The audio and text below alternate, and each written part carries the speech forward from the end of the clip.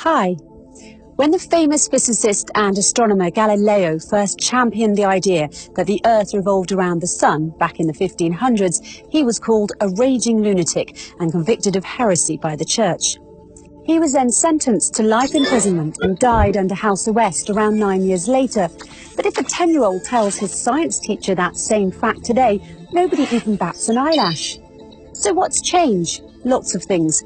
The world has evolved, new technologies have been developed that help us more accurately understand astronomy, for example. So poor old Galileo was not insane, he was simply before his time. Luckily, scientists today have more advanced tools and gadgets that can help them avoid meeting the same fate as Galileo, but sometimes their claims still make us do a double take when we first hear about them, especially if we don't have a background in science and physics. Let's look at an example, shall we? In their published works, two different scientists, Tom Garrison and Michael Allaby, both compare mountains to ships. Yes, you heard me. Mountains, those tall, massive structures that protrude out of the earth in such a stately, solid way, and ships sailing in the open water. Sounds like an odd coupling, but the physical law of buoyancy, developed by the Greek mathematician and inventor Archimedes, would say otherwise. This is because the driving force behind both ships and mountains is one and the same, and it's something called buoyancy. Now, the words buoyant or floating don't usually pop into our heads when we think of mountains.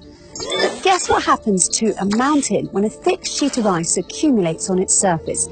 The rock sinks into the mantle under its weight, just as a ship sinks deeper into the water when it's loaded with cargo. And what happens to the mountain when it erodes or after the removal of the thick sheet of ice from its surface? In much the same way as a ship rises again when the cargo is removed from it, the Earth's crust will rise again in response to the reduced load on the mountain. We know all this today from the research conducted by scientists such as Garrison and Allaby in 2013 and 14.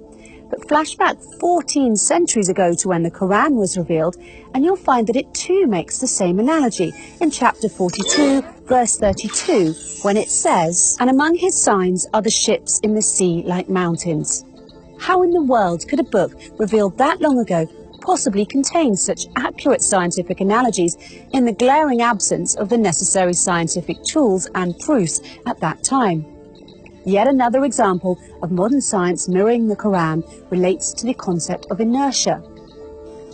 In 2011, in the 39th issue of the Thresholds Journal entitled Inertia, one of the articles, written by Dr. Caroline O'Fowler, who has a PhD in the Department of Art and Architecture from Princeton University, is entitled "Standing Mountains Move Like Clouds." And you thought the pairing of mountains and ships was bizarre. In this article, Dr. Fowler offers her reflections on inertia using the artwork of a famous painter called Abraham Bloemaert. She begins by describing the concept of inertia as defined by Sir Isaac Newton's first law of motion, namely that a body will persist through force in a state of either rest or motion until moved by another body.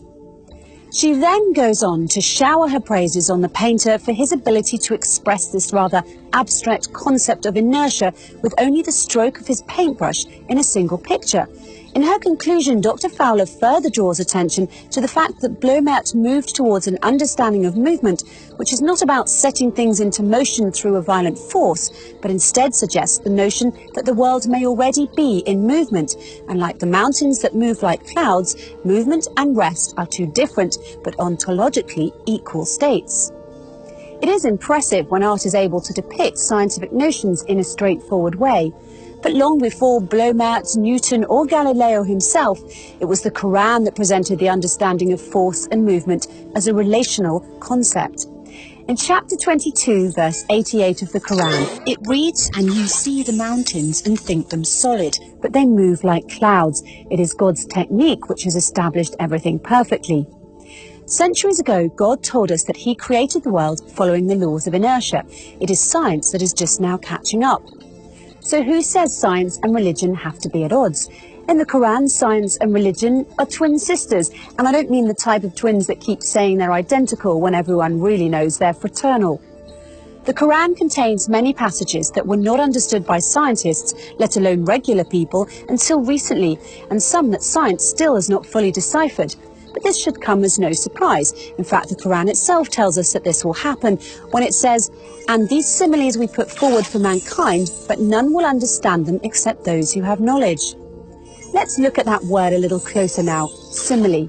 It's very fitting that the Quran should use that word, seeing as how the book itself often uses similes and analogies to help explain things that might otherwise seem abstract or unrelated to us.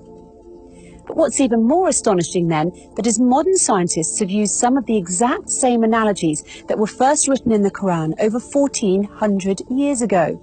Of course, until scientists studied any of this, no one thought to relate mountains and ships or mountains and clouds in this unusual way. And even now, the analogy of mountains being like ships in the sea and like moving clouds is one that will most likely be lost on many people. Try it for yourself if you like. Try telling a police officer that mountains move like clouds and watch what his reaction will be. But be careful, because if you persist in saying it, he might just consider you drunk and arrest you. What can I say? Sometimes the truth hurts. I think Galileo would agree with that, don't you?